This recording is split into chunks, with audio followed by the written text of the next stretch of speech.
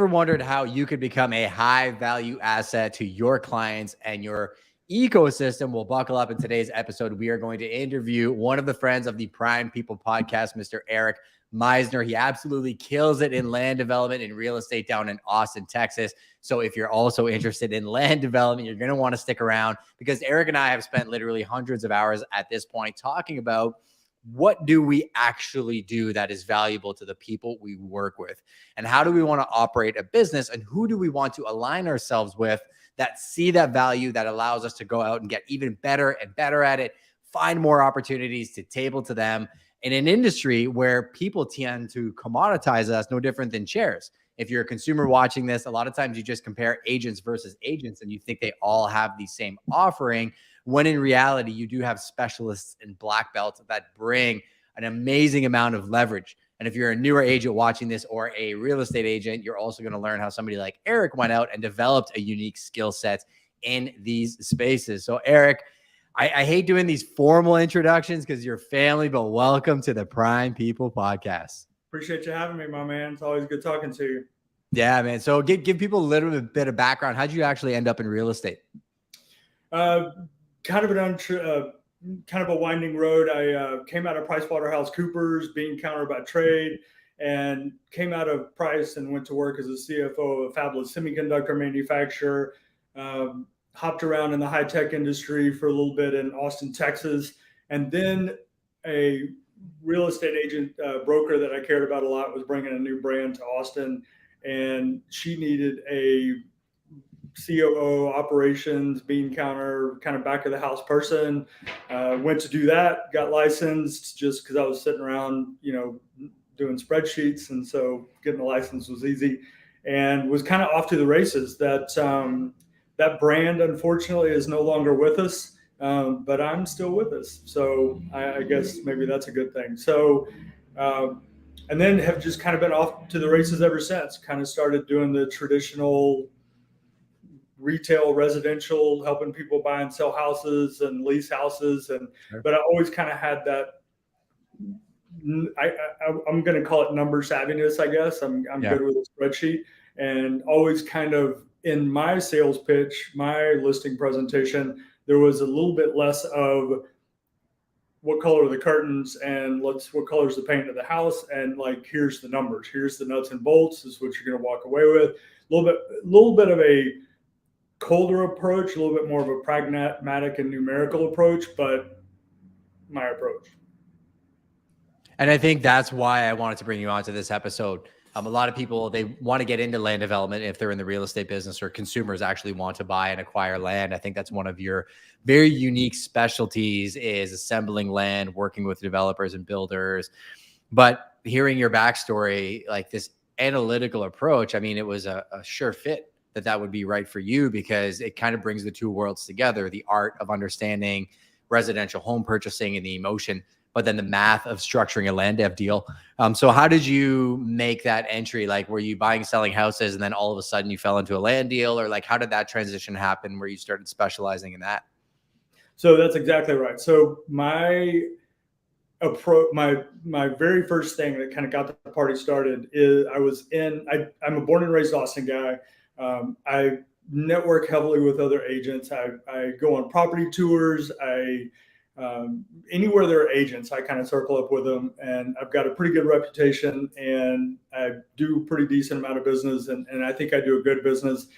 And people know that if they get into a deal with me, that it's going to get to the title company. It's going to get through the title company. And so consequently, a lot of people will give me calls about stuff. And so my very first thing was a possible flip, possible tear down in a nice area in Austin. And I went and looked at it as a flip, and was driving away. And about 4 houses down, there was a builder sitting in his truck, and he was at the framing stage of building something. So I pulled up and literally, like, I'm going to call it a cold call or a door knock, but I knocked on his truck and introduced myself, talked to him for a little bit, asked him what he was doing, and just, engaged him a little bit. And I said, hey, here's a thing that's right here, and I think you can it's going to go on the market for this much. I think we could get it pre-market for this much. I think that you are going to flip it and spend this much and you'll exit at this price, or you'll scrape it and it'll cost you this much to build a new build. You'll exit at this price. This is going to be your dollar return. This is going to be your ROI. You in, you out. And he was like, let's do it.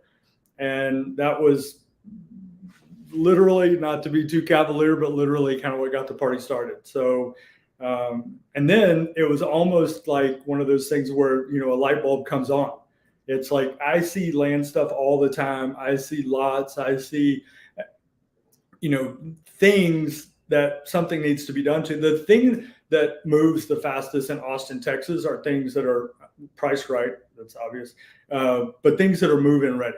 And so if you're working with a lot or a tear down or something that is a challenge, you're, as an agent, providing potentially a benefit to another agent.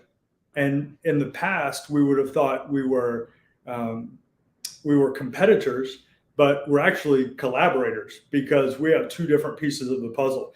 You have something that's hard to sell. I have a guy that likes buying stuff that's hard to sell. And then I grow my own listings. They flip it, scrape it, build it, do whatever. And then in 18 months, I get to sell it. So that's where the party got started, with that one house in Cat Mountain.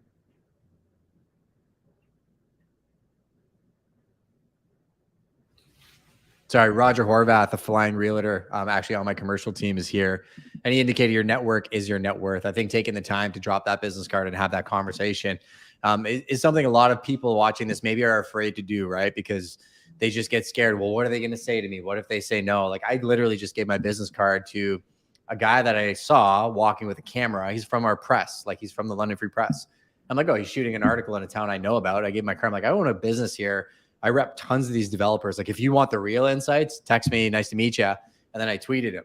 Who knows where that's going to lead, but like, identifying that piece of not being afraid to talk to people, how important was that to your growth as an agent and just a human being? Paramount. So, and again, I would kind of go back to collaborator instead of competitors. Right now, about 70% of the builds that I have going on that are going to deliver in the next 12 to 36 months, about 70% of those were off-market deals where I was the first phone call from another agent. So not only, I mean, Paramount. Like this, sorry, they had the land and they wanted you to basically present it to one of your developers or builders. That's exactly it. Or they kind of don't even know. I mean, it's interesting what to do with it. Right. Yeah. They just said, hey, I have this thing. And you said that you were looking for a lot in South Austin. Is this a lot in South Austin? Is this a thing that fits your parameters? I'm like, that's exactly what I'm looking for. And so then you just, if you make something easy for somebody one time, then the pathway is open. And I closed 3 deals, and there's all kinds of different value that we can just add to each other. One of the biggest, when you and I first started talking about this podcast, one of my initial thoughts was, there's so many ways to skin the cat. And a lot of people get into real estate. They get their license, go put a sign in the front yard and do residential real estate. And there's so many ways to do it. There are people who will take 10 acres and get with a land planner and a civil engineer, chop that up into paper lots. And then they'll sell that to somebody that will put in roads and curbs and bring electricity and chop it into physical lots. And then they'll sell those, divide those out to different builders, and the builders sell them, and those guys, sell to the end user. And then the end user is going to list their house in several years and sell it to another end user. And that's just in like a residential chain. There's same thing in commercial and industrial. There's so many ways to skin the cat. And I think that, you and I've talked ad nauseum about these next 2 words, which are abundance and scarcity. And I think that once we can move ourselves away from scarcity and into abundance, we move ourselves from competition and into collaboration. Yeah. And that's the heart of the Prime People podcast. I was actually thinking about this recently. I was like, should I rename it like and make it real estate focused? But I'm like, I have people from all walks of life and all walks of business. I think that same principle applies to everything. Like you can go into any industry and extrapolate what you just said. We're talking about it through the lens of real estate because it's what a lot of our audience does and what we understand. And I think you identified, okay, let's build a network and, you know, meet a lot of people and see how we could add value and even turn my competitors into collaborators. I love that you brought that up. Michael Saracini, founder of Keyspire, actually brought that up on a past episode. But let's dig into the analytics portion of it, because I think that it's great that you can meet people and they can bring you opportunities, but so many real estate agents get given an opportunity and just say, oh yeah, for sure I can do that, but they don't understand zoning. They don't understand how to run a pro forma. They don't have a system for how they look at, well, what is the best highest use? Like that secret sauce that you've created for yourself. Did you have that before you met that guy and handed him your card? Or was that something that is always constantly changing? Or what does that piece look like in your business? It's so, like a lot of things, you don't know what you don't know until you know. And I would say that the zoning piece is probably the most evident piece that evidences that the most, because you see something like single family 3, single family 5, single family 6, single family 1 or 2, like, you know, there are nuances between all of these things. The thing is that at the city, there's a book that has all of these things and very detailed descriptions of them. And I talk to agents all the time that have no idea that exists. They have no idea how to figure out what SF3 means. And then you show them one time and then they know. And, you know, there's a lot, and that's very superficial on the zoning side. There's a lot of depth to that. But it's all just, you know, kind of getting in and doing it and doing the research. It's like you don't know where your first title company is right up until you know where your first title company is. And it's just like anything, learning and researching and continuing to like focus and hone your craft. So that was kind of where that was going. So zoning, kind of, you know, going to the city, I had a couple of very good, I had some great, sorry, computer's acting up a little bit. No, you're fine. I had a whole bunch of people here. Maybe they're breaking the internet. So you're one of the more popular episodes, it seems. I can hear Mia in the background anyway, but so, awesome. I was fortunate enough to get involved in a couple of situations where I got to go down to the city and on the first deal with this builder, on the very first deal with that builder, he did the whole thing. And then I found him another lot. And when I first went to him, I was kind of pushing maybe the flip and maybe the scrape. And it was all of my insecurity, which was pushing the flip instead of the full meal deal, scrape and new build. Because the new build is about $750,000. A remodel is about $75,000 to $100,000. And so I was small balling the thing, just trying to get him, you know, trying to get him in the door basically. And the, sorry. So the second one, I went to the city with him and kind of helped walk through the process and went through the, and it was kind of a layup. So it was a good one to learn on. But just I went to the city, talked about setbacks and easements and right-of-ways. And we have some different things with our electrical poles and lines and stuff like that we kind of have to stay away from. And just kind of going in and presenting, like every time a plan went to the city, instead of the builder taking it to the city, I offered to take it to the city. And I would go in and there was a reviewer and beat me up a little bit first couple of times. And I just kind of kept going back and asking questions. And you just kind of slowly start to know more stuff. And I say all of that to say this is the more that you know about anything, the more that you can be of value about that thing. And so with a neighborhood, if you're farming a condo, if there are 400 units in the condo, there are 14 different floor plans. If you know all of these different floor plans, then you're ahead of 99.9% of your collaborative competitors in the market. Yeah. You know that like the back of your hand, and you start to become an expert. And that's kind of where the party starts. And so just going to your development office, going and just sitting around and asking people questions and talking. The hard way to do it is, and every municipality has it, is there's a development code, there's a building code. And if you're really focused on it and you don't sleep well at night, go grab that thing and read it. I was literally going to say that, like, you can go read the code, but you're really delivering on my promise for this episode. I actually just texted my marketing coordinator. I said, change the thumbnail to how to become a high value asset. Like, when you know who you are and what you're passionate about, you can then go become the person who does the thing. I think people in our industry do it backwards, where they try and become a successful real estate agent without knowing who they are and what they sell. So it doesn't matter if you specialize in condos, if you specialize in lakefront real estate, or if you're working on land development. The quickest path to something is doing the thing until you have the knowledge or the skill that outweighs the time investment you need to get the skill. And then people will come and pay you because they don't want to learn that thing. Like, going to City Hall is one of the easiest ways to ascertain what you can do with a piece of property. Understanding they're never going to say yes or no. And they're going to give you information, and your job is to interpret it and help save your clients time, and then go find them opportunities, right? And I love that you did that. And yeah, you can read the entire zoning bylaws and codes and everything, but what is the application of that bylaw to that land?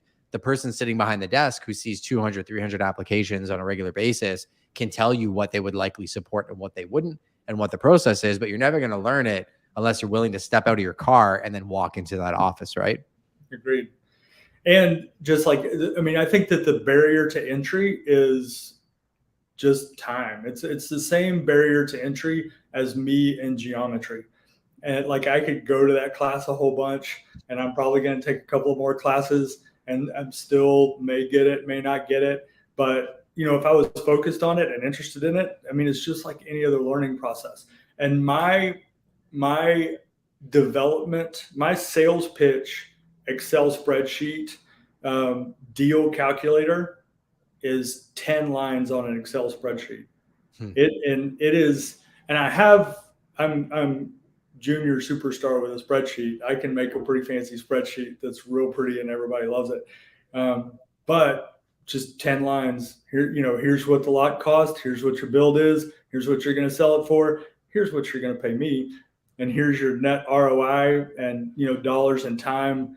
Thumb up, thumb down. Like, and I know kind of typical building costs. And so when I go to a new builder, I'm already talking his language. I know that it's going to cost for this product in this area and this market, you're going to spend $275 to $300 a foot. So I can forecast that, calculate that, come up with an ROI, and show him comps. And do all the work that he would do himself to ascertain that deal. Like, I mean, how to become a high value asset, figure out what the person you're trying to solve problems for is spending their time on, and save them time, right? Like, that's essentially what you do at the end of the day. Yeah. I also present this like a package, which is a reason that I think that I have zero commission pressure. Yeah. Because I just here's the package. Here's cost, sale, expenses, net ROI. That's it. And I'm already in there. And so, so again, that's why I think I have no commission pressure, because they're business people. They look at it. And here's the other thing is, and I get this all the time when people are like, well, how do I do what you do? There's this builder, he's building a house over there, and he's about a week from being done with it. I'm going to go offer to list and sell that for him. You're 18 months late. Mm-hmm. You need to bring him the whole package, and you need to be a part of that deal day one. Somebody else has already brought that to him. There are tons of other agents who have already offered to sell that thing for him. That is, if you get to sell that for him, it is all commission pressure, because that's kind of the only value that you have to negotiate with. You talk about the three things that you have, and money is one of them. And if you show up at the end of the deal, that's what's going to get the pressure. No, I think it makes tons of sense. Now, let me straw man that for a second. Like, you do all this work and you do all the information, you present it to them as a package. Have you ever dealt with a situation where a builder just says, "Oh, thanks for the information, Eric"? They go buy it themselves and say, "I don't really need you to sell this house," and cut you out of the transaction? So I've been cut out of a couple of transactions. I haven't been cut out on the very front end. Yeah. And I'm not really, I kind of know my audience, and I don't present things to people that I think would do that. And I have been cut out toward the end, when somebody goes and buys the house direct, basically, and I get cut out on the opportunity to sell that house. And that has happened 3 times. And the unfortunate thing was that I didn't get cut out of a transaction. That builder, those 3 builders, lost all access to any future deals being brought to them. And I see more deals than a lot of the other people who are kind of out in this market. I see the same deals. And so, like, I've gone up against these guys with something that's been brought to me by a wholesaler in the past, and I have better relationships with these wholesalers, and I'll end up taking these deals from them. And so it was a very short-sighted thing, because they eliminated the long-term value of having an asset and a resource that they could use on the short-term gain that they made in a little bit of savings of commission. Yeah, well, I put out a post yesterday that I said is not for everybody, right? And it talked about the business model we are looking to create. And I know I'm not for everybody, right? And I think people really need to understand that you do have an audience, and you're going to attract the right people, and you're going to repel the wrong people. And there are people that want to work with people that are like that. And that's okay. Like, if that's the people they want to align themselves with, go for it. But long term, if you are a high value asset, you can guard your energy and think about the long-term relationships and, the people in your ecosystem, where they fall when the next time you get a AAA deal. The person that was loyal to you is probably going to get that deal first, even if they're commodifying you as a transaction for that one item and saying, well, I'm having a hard time justifying paying this much commission for this transaction, not seeing the value of the entirety of the relationship, of what you've done for that person for years, or what you could potentially do. Like, if you are committed to growing your business and land development, and you are going to be a pipeline for future land development deals, you are now a high value asset. So I'm sure the perception of who you are and what you do is going to shift over the next couple of years. And somebody that maybe would commodify an agent, like I said at the very beginning of this conversation, would think twice about it, saying like, "Ooh, I don't know that I want to do that to Eric," because you've really gone in and put in the work. Now, when did you start to notice that shift in your business personally, when you're like, I really love this piece of my business and I'm going to make that a focus? Like, how long into being a real estate agent did you realize land development was something that you loved? Just to take a quick half step back, and not to get too accounting geeky, but one of the things that you said that just struck me a little bit about being a high value asset, high value agent, high value asset, is there's a huge difference between being an asset and being an expense. And if you show up at the front of the deal with a package that's going to make somebody some money, you're an asset. If you show up at the end of the deal just looking kind of for a commission, you're an expense. And so that's a really smart way to put it too. And I tell people I'm a profit center. You don't actually pay me until I sell something for you. But I think, the lifetime value of a relationship is something to really pay attention to. I think I'm going to get a t-shirt that says, "I don't belong on the P&L, I belong on the balance sheet." Maybe that's too accounting geeky, but it'll attract the right people though. Like, there are people, there's one developer I was talking to last week, called me, and he's very analytical, very conservative, and loves talking numbers. Like, I think when you find the right people, like you said with the builder, you're talking the right language, it kind of makes work fun. Like, you definitely seem like you have fun doing this, or am I wrong? Totally. I love it. I love the people I work with. I mentor, or I don't want to use mentor. Maybe I just talk a lot, because I'm not afraid. Like, I'm all about the abundance program. I just, if everybody does what I do, like, that's great. Like, there's so many, and because I still think that there's going to be a lane for all of us. And there's still so many people that are still coming at me with deals. There's so much room in all of this for all of us. So I to go back to your last question a little bit, and kind of to tag on to the fun and liking what I do, is that's kind of just it. I have always kind of thought that managing listings was the way to list to last. Like, I thought that the listing side was going to be a little bit better than just relying on the buying side. And so about maybe 10-ish years ago, kind of had this maybe it's an epiphany, but I kind of quote, what I do is growing my own listings.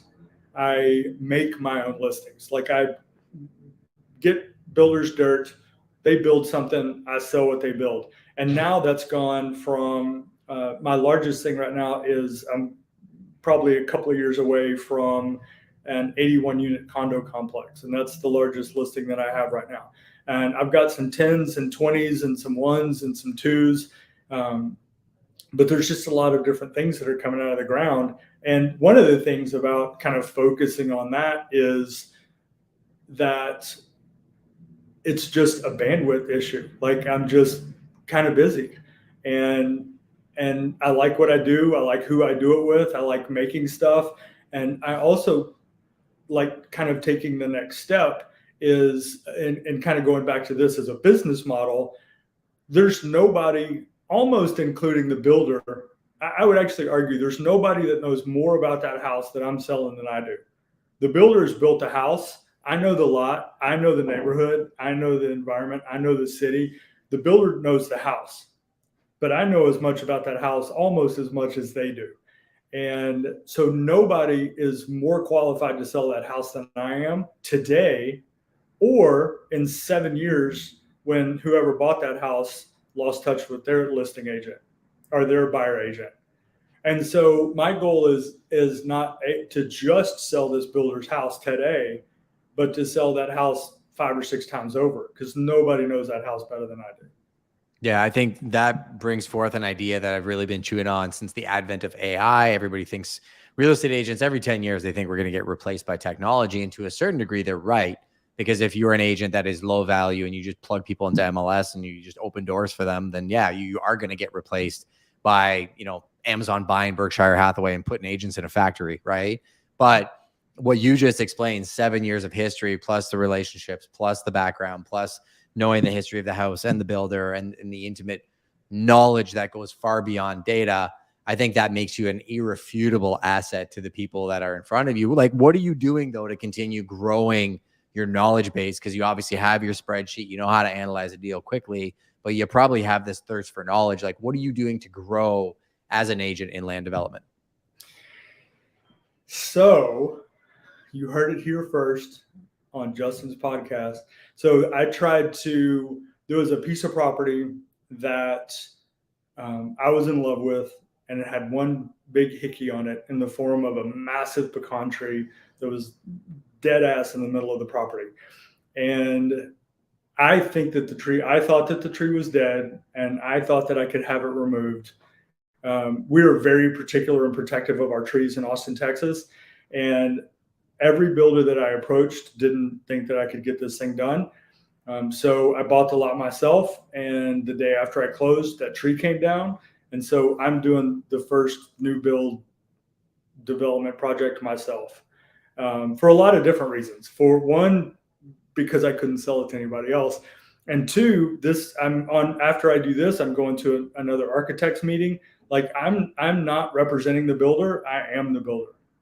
I'm not representing the developer. I am the developer. I'm not going to the city on somebody's behalf and making decisions on somebody's behalf. These are affecting me. And so this is happening for a couple of different reasons. One, I couldn't sell it to anybody else. And two, I'm going to be able to not just talk from a distant perspective about what I think you can do and what I think you can't do. I literally know exactly what you can do because I've done it. I've not just sold it, but I've practiced it. And the other thing is, I'm also kind of creating a little bit of a developer in a box program. I just labeled it that, so we'll see how far that goes. But I have put together architects and builders and banks, and this happened about It's about 14 months ago. There was a guy that was going to sell me his lot, sell my builder his lot. It was going to be about $600,000. If this is too down in the weeds, holler at me and I'll go. No. People love the analytics, right? And the forensic analysis of the deal. So go into it. It's all good. So we were going to give him about $600,000 for the lot, and he just was kind of having a problem with that, which he should have. And so put him together with a builder, and the builder charged him cost plus to build what we called an AB unit or a condo regime. He had a 2,400 square foot home on the front of the property and 1,100 square foot home on the back of the property. Built the whole thing for a little under $1 million. And so he's all in, assuming he gives himself credit for $600,000 for the lot, all in for 1.6. We sold the back house for $800,000. So he's in the front house for $800,000. He's going to, side note, he's going to live there for 2 out of 5 years. He's married.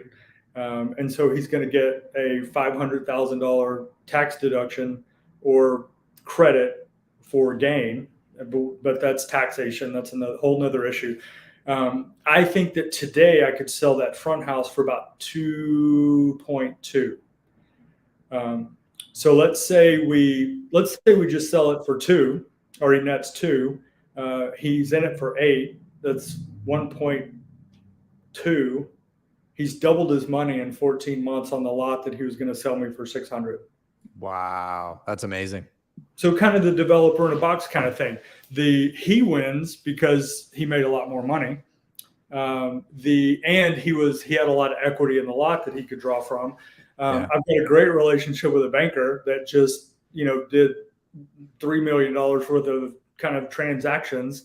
The builder did cost plus 25%. He loves me because he made 25% on a job that he wouldn't have had, and he had no risk in it. Instead of being a spec, it was a custom. It was all owned. The land was owned. It was interesting. Yeah, I sold the $800,000 house. I will get a $2.2 million listing in a couple of years, and so everybody wins. Yeah.